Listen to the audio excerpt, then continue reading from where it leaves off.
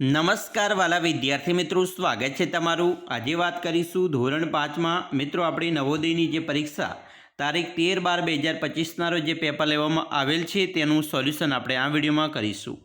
વિદ્યાર્થી મિત્રો, વિડીયોની શરૂઆત કરીએ તેના પહેલાં ખાસ ચેનલમાં નવા હોય તો ચેનલને અવશ્ય સબસ્ક્રાઇબ કરી વિડીયોને લાઇક અને શેર કરવાનું ન ભૂલતા।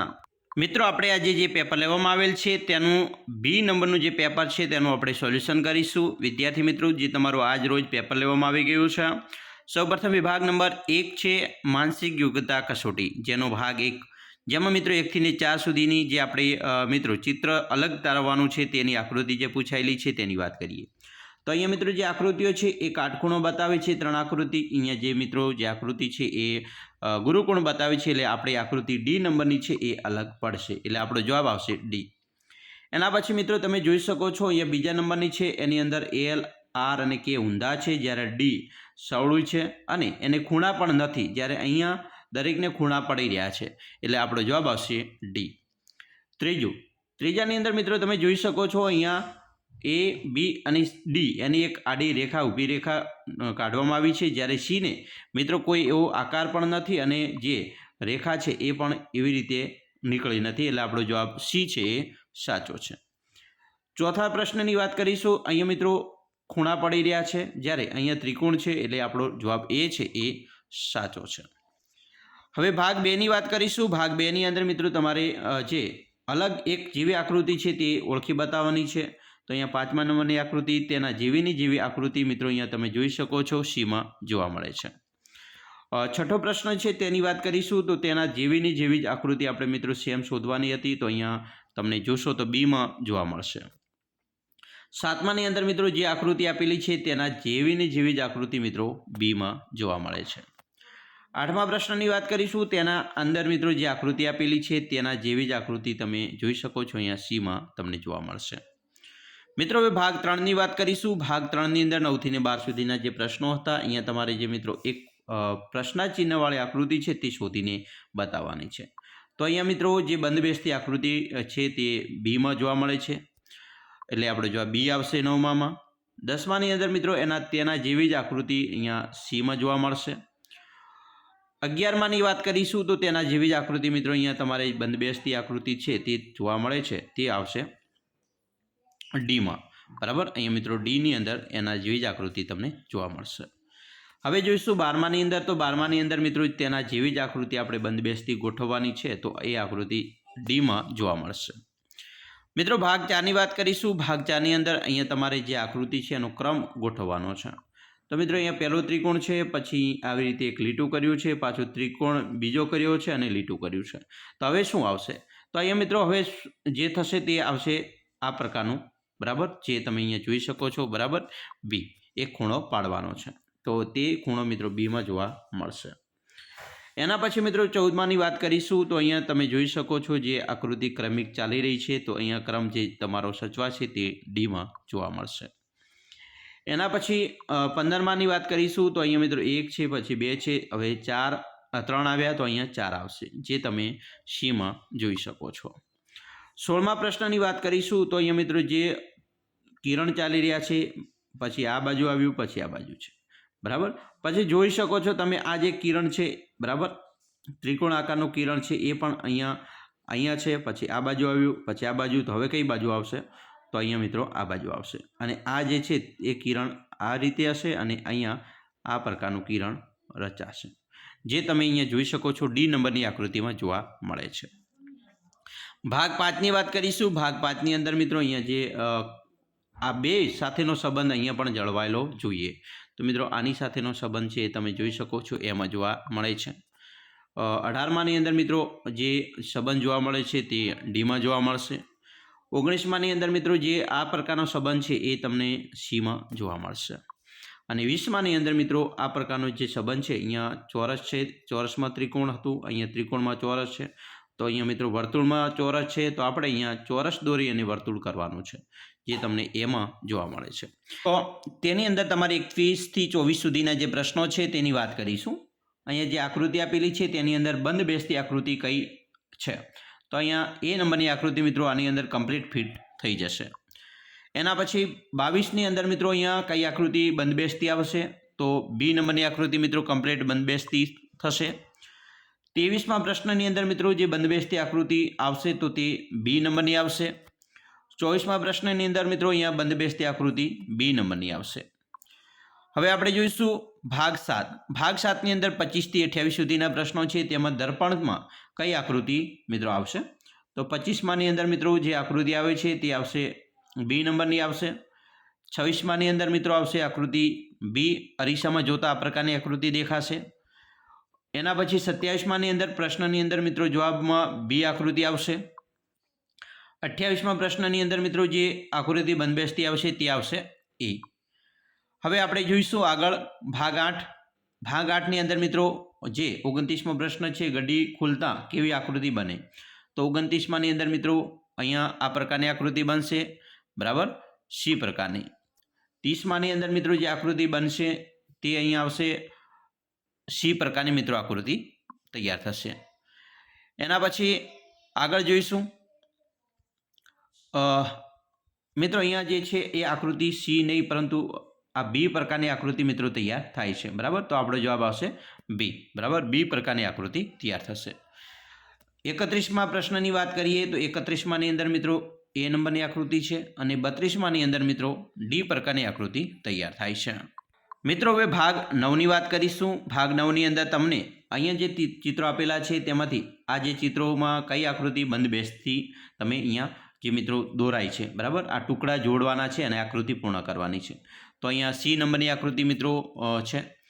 34માની અંદર મિત્રો જે આકૃતિ તૈયાર થશે તે બી નંબરની છે. 35માની અંદર મિત્રો જે આકૃતિ તૈયાર થાય છે તે બી પ્રકારની છે. 36માની અંદર જે મિત્રો આકૃતિ તૈયાર થશે તે એ નંબરની છે. ભાગ 10ની વાત કરીશું તો ભાગ 10ની અંદર મિત્રો 37 થી 40 સુધીના પ્રશ્નો છે, જેની અંદર 37મી આકૃતિ અહીંયા જે મિત્રો આ પ્રકારની આકૃતિ જે કયા ચિત્રમાં સમાયેલી છે? તો અહીંયા બીમાં સમાયેલી છે. 38મા નંબરની આકૃતિ જે મિત્રો છે એ તમે જોઈ શકો છો એ નંબરની આકૃતિમાં સમાયેલી છે. 39મા નંબરની આકૃતિ છે એ મિત્રો તમે અહીંયા બી નંબરમાં સમાયેલી છે. અને 40મા નંબરની જે આકૃતિ છે એ મિત્રો અહીંયા એ નંબરમાં સમાયેલી છે. મિત્રો 41મા પ્રશ્નની વાત કરીશું. 0.2 તથા 0.03નું ગુણફળ છે. તો અહીંયા મિત્રો જે ગુણફળ છે તે આપણો જવાબ આવશે 0.006. એના પછી 42મો પ્રશ્ન છે, 1 અને 11 વચ્ચે કેટલી અવિભાજ્ય સંખ્યાઓ છે? તો મિત્રો 1 અને 11 વચ્ચે 4 અવિભાજ્ય સંખ્યાઓ છે. 43, 20 અને 30નું મોટું સર્વગત એટલે કે સમાન ગુણખંડ છે. તો અહીંયા આપણો જવાબ આવશે 10. 44મો પ્રશ્ન છે, નિમ્ન અંકોની સરળ કરવાથી પ્રાપ્ત થાય છે. તો મિત્રો નિમ્ન અંકોની સરળ કરવાથી શું પ્રાપ્ત થાય? તો જવાબ મિત્રો આવશે 674.4938. તમે અહીંયા એનો જો મિત્રો આપણે સરવાળો અને બાદબાકી કરીશું તો જવાબ એ મળશે તમને. 45, 999 અને 9999નું ગુણફળ છે. તો આપણો જવાબ મિત્રો આવશે 99,89,001. 46, 64ના બધા જ ગુણખંડોનું યોગફળ છે. તો બધા જ મિત્રો 64ના બધા જ ગુણખંડોનું યોગફળ 127 થાય. એના પછી 47મો પ્રશ્નની વાત કરીશું.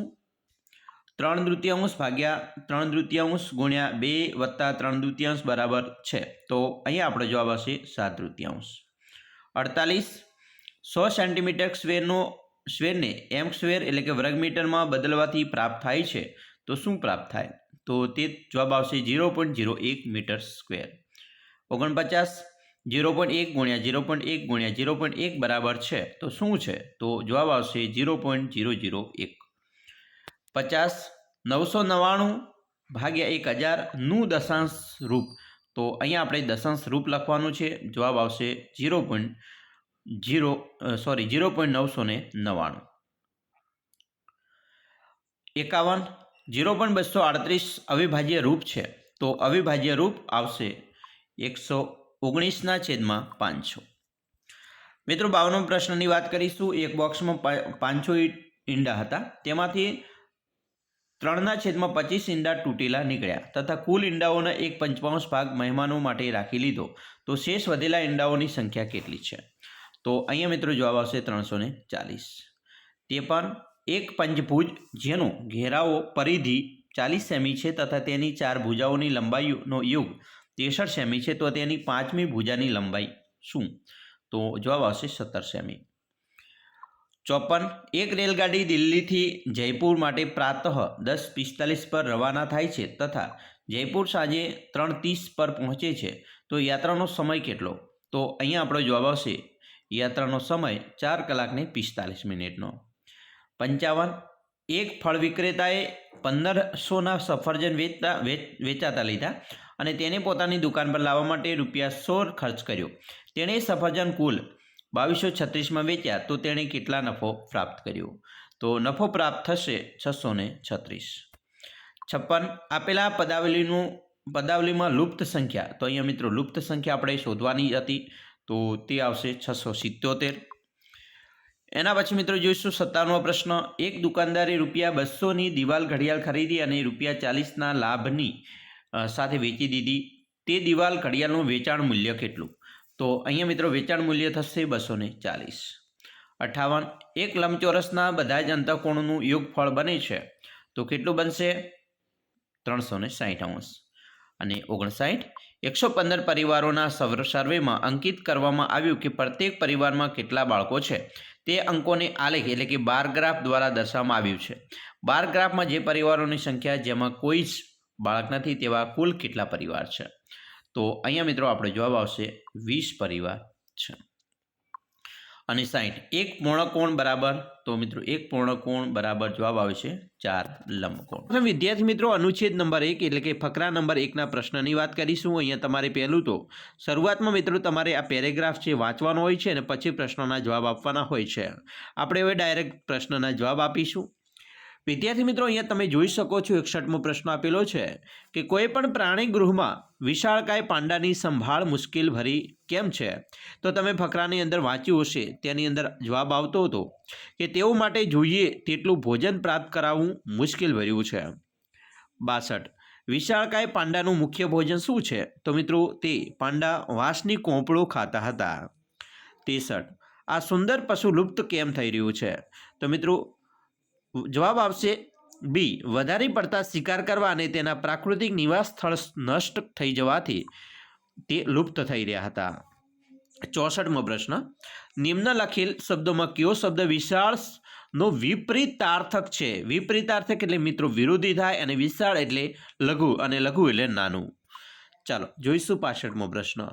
પ્રાણીગૃહ તે સ્થાન છે જ્યાં, તો જવાબ આવશે પશુ પક્ષીઓને વાડા અને પાંજરામાં રાખવામાં આવે છે. કારણ કે પ્રાણીગૃહની અંદર મિત્રો પશુઓને વાડાની અંદર અને જે પક્ષીઓ હોય છે તો પક્ષીઓને મિત્રો પાંજરામાં રાખવામાં આવતા હોય છે.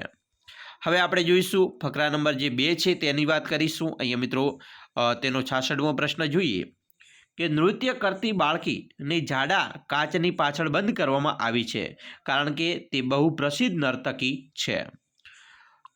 67મો પ્રશ્ન છે પેન્ડન્ટ ખાલિયાનો ભાગ છે? તો મિત્રો હારનો ભાગ છે. 68. કથન મિત્રો 1 અને કથન 2 આપેલા છે, તે વાંચવાના છે અને આપેલ વિકલ્પમાંથી સાચો જવાબ શોધવાનો છે. તો મિત્રો કથન 1 છે તેની બંગડીઓ છીપ અથવા પતલી ધાતુથી બની છે અને હાથી દાંતથી પણ બની છે તેવું ફકરામાં છે. અને બીજું કથન છે તેણે હાથી દાંતથી બનેલ હાર પહેર્યા છે. મિત્રો હાથી દાંતના હાર ક્યાંય ફકરામાં જોવા મળતું નથી. તો અહીંયા આપણું વિધાન છે એ પહેલું છે એ સત્ય છે અને બીજું વિધાન છે એ અસત્ય છે, એટલે આપણો જવાબ એ છે યોગ્ય છે. 69મો પ્રશ્ન છે કયો શબ્દ નિર્ભીકનો પર્યાય નથી? બરાબર મિત્રો, નિર્ભીકનો પર્યાય એટલે સમાનાર્થી નથી, તો નિર્ભીક એટલે ડરપોક એ વિરોધી શબ્દ થયો.